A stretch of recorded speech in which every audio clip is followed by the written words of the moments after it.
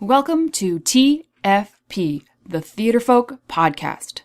I am Lindsay Price, resident playwright for Theatrefolk. Hello. I hope you're well. Thanks for listening.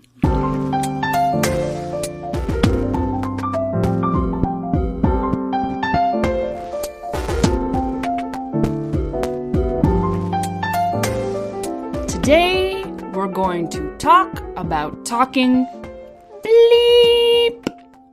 Okay, that was your warning. That is the one bleep of a swear word, which I will now continue to use in its full and unadorned glory. If it offends you, no harm, no foul, you know your way out.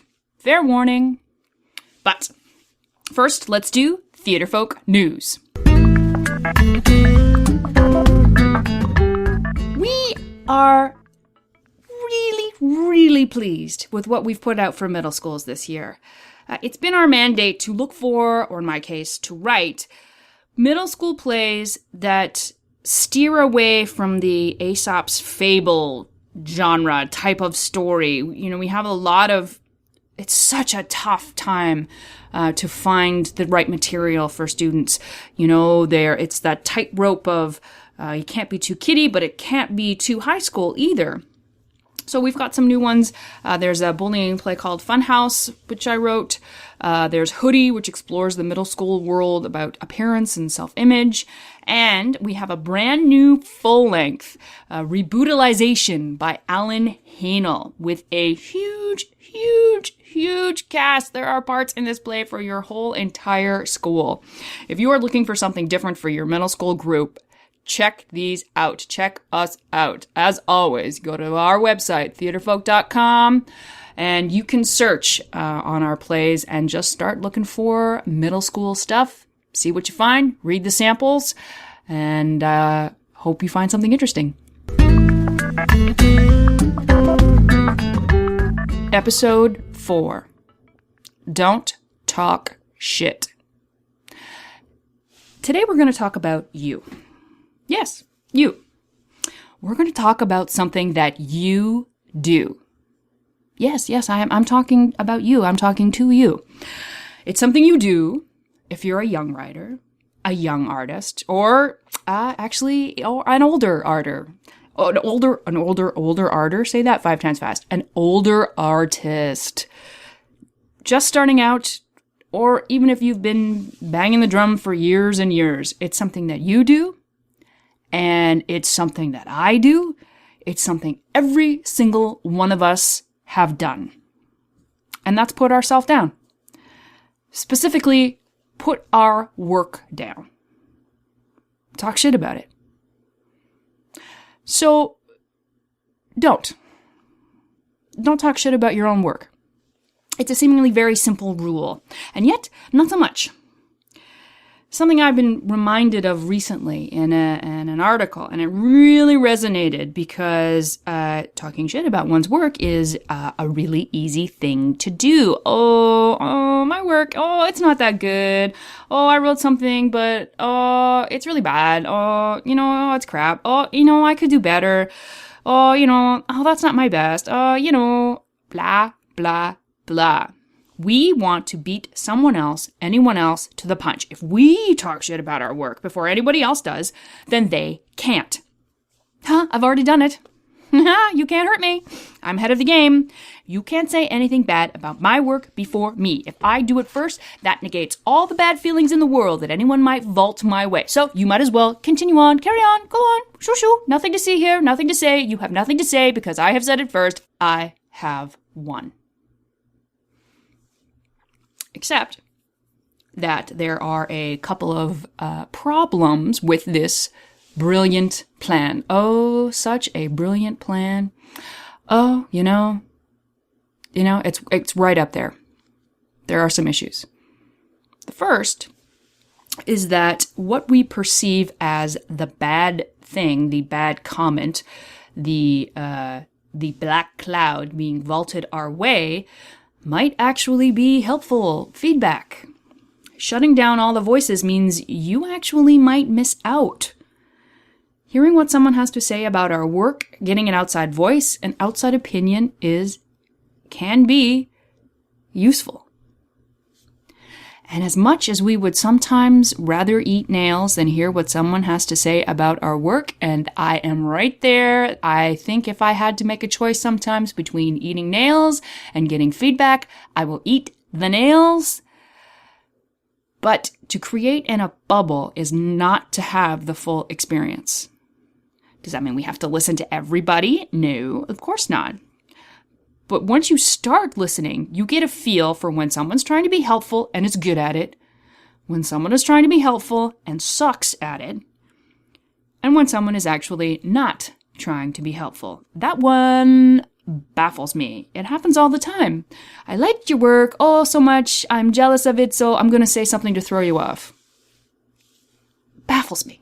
But if you never listen to what people have to say, it's really hard to hone that skill. It's hard to get used to distinguishing between the helpful and the hurtful. If you never hear either, how are you going to know? 2. Número 2.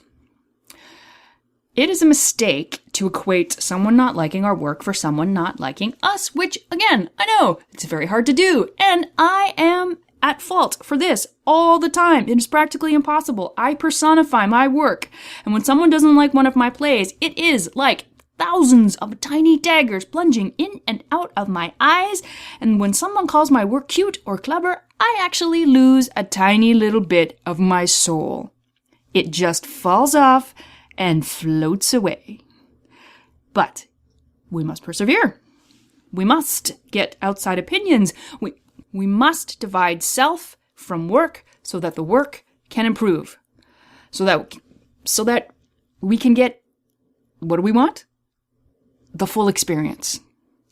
What is the point of writing, creating, dancing, acting, painting in a bubble, in a vacuum, enjoyed by no one but ourselves?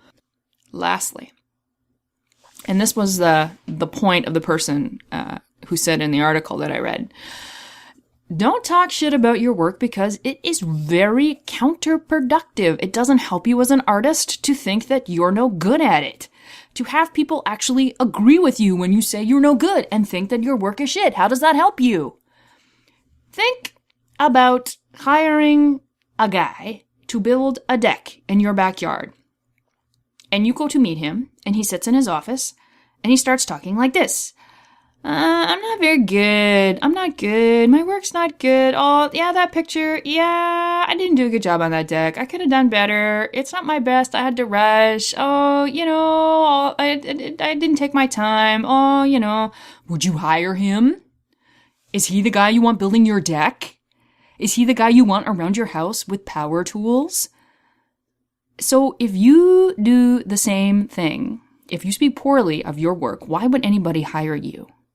It's not an endearing trait. It doesn't make you look like you have a sense of humility. It makes you look like you have a sense of no worth, that your work, your plays, your dance, your acting, your painting, your books are actually no good.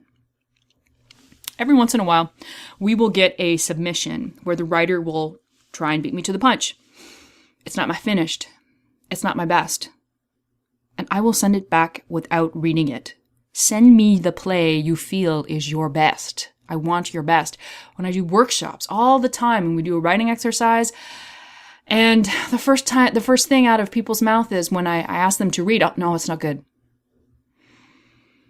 And you don't have to be an ass about thinking your work is good. It's not about swinging to the other extreme where you are a writing god and no one can touch you. I am writer. I stand atop the mountain. My work slays the rest to pieces. How dare you reject me? How dare you say anything negative about the god of writing? I will smote you. That is putting yourself in a different kind of bubble, a different wall between you and a possible naysayer. And it's just as bad and even less endearing than speaking negatively about yourself. What you want to do is stand by your work and stand up for your work. Think about your work being hassled by bullies, and there are so many writing bullies out there. There's so many people who don't write, who have a lot to say about the craft of writing. And okay, so think of your work being hassled by these bullies. Would you turn away? Would you say, no, it's not very good. Go ahead, beat my play up. Let me do it first so you don't have to. Of course you wouldn't. You would be proud of what you've done. Know that your work is good, and specifically, know why your work is good. That's the best, so that when somebody says something about it, you can go, no, it's supposed to be that way, and I like it that way, and that's the way it's going to be. Say, this is a good play, and I like it, and this is the reason why I like it. Positive begets positive. Negative begets negative. And I know it's impossible. It is a hard thing to do, but do it once. You'll like it. So instead of a question of the day, I have a task for you. So again, I sit in those workshops, and when writers read aloud, then that first thing out of their mouth is, this isn't very good. They want to beat me to the punch. They don't want to hear what I have to say. If you're ever in that situation, if you're writing or dancing or acting or painting and you have to share your work with a group, think before you instinctually want to say those words. Think and shut your mouth before "it's no good" comes rushing out. Swallow your tongue. Don't throw out that disclaimer and see what happens. Let the work stand, and you stand behind it. And that's where we're going to end. That's it. That's all. Take care, my friends. Take care.